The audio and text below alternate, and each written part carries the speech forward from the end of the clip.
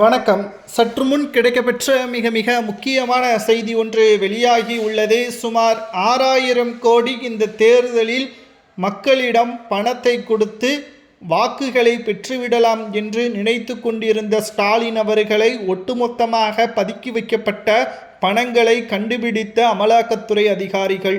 ஸ்டாலினுக்கு வந்த மிகப்பெரிய நெருக்கடி. திமுக ஆட்சி 5 ஆண்டுகள் சொன்ன வாக்குறுதியை நிறைவேற்றியிருந்தாலே திமுக 2வது முறை வெற்றியடைந்திருக்கும்.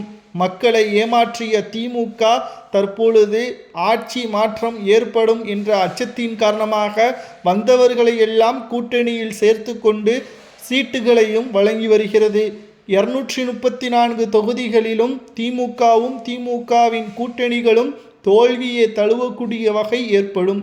2011ஆம் ஆண்டு திமுக எதிர்க்கட்சியை இழந்தது போல் 2026 சட்டசபை தேர்தலிலும் திமுக எதிர்க்கட்சி அந்தஸ்தை இழக்க நேரிடும். இந்த உளவுத்துறை சொன்ன கருத்து கணிப்பின் அடிப்படையில் திமுக கோடிக்கணக்கில் மக்களிடம் பணத்தை கொடுத்து வாக்குகளை பெற்றுவிடலாம் என்று நினைத்து கொண்டிருக்கிறது. ஆனால் நிச்சயம் திமுக இந்த தேர்தலில் மிகப்பெரிய ஒரு தோல்வியை தழுவும் என்பதில் துளி அளவு கூட சந்தேகமே கிடையாது.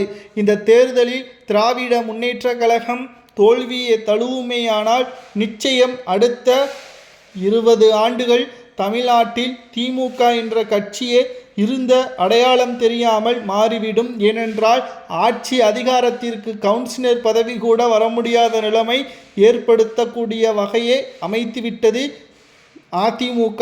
தமிழக வெற்றி கழகம் செல்லும் இடமெல்லாம் மக்களின் ஆதரவு உறுதியாக கூட்டணி அமைக்கக்கூடிய பேச்சுவார்த்தையும் மறைமுகமாக அதிமுகவுடன் தாவேகா நடத்திதான் வருகிறது. இந்த ஒரு சூழலில்தான் விஜய் அவர்களுடன் எடப்பாடி கைகோர்த்து விட்டால் எடப்பாடி பழனிசாமி முதல்வராகவும் துணை முதல்வராக விஜய் அவர்களும் பொறுப்பேற்பார்கள் தேர்தல் முடிந்த பிறகு. ஸ்டாலின் அவர்களுக்கு நெருக்கடியால் கிட்டத்தட்ட கோடிக்கணக்கில் பணத்தை இறக்கி தோல்வியை தழுவி இருந்த பைசாவும் மக்கள் மத்தியில் தற்பொழுது நடுத்தெருவில் நிற்கக்கூடிய நிலைமை ஏற்படும் என்றும் தற்பொழுது தகவல்கள் கிடைக்கப்பெற்றுள்ளது. இதனால் என்ன செய்வதென்று தெரியாமல் அதிர்ச்சியடைந்திருக்கிறார் ஸ்டாலின் அவர்கள். 2026 சட்டசபை தேர்தலில் அமலாக்கத்துறை அதிகாரிகள் கைப்பற்றக்கூடிய பதுக்கி வைக்கப்பட்ட பணத்தை என்ன செய்யலாம், யாருக்கு கொடுக்கலாம் என்பதை மறக்காம கமெண்ட் வாயிலாக கூறுங்கள். 2026 சட்டசபை தேர்தலில் நிச்சயம் மிகப்பெரிய அளவிலான மாற்றம் தமிழக அரசியலில் நடக்கப் போகிறது.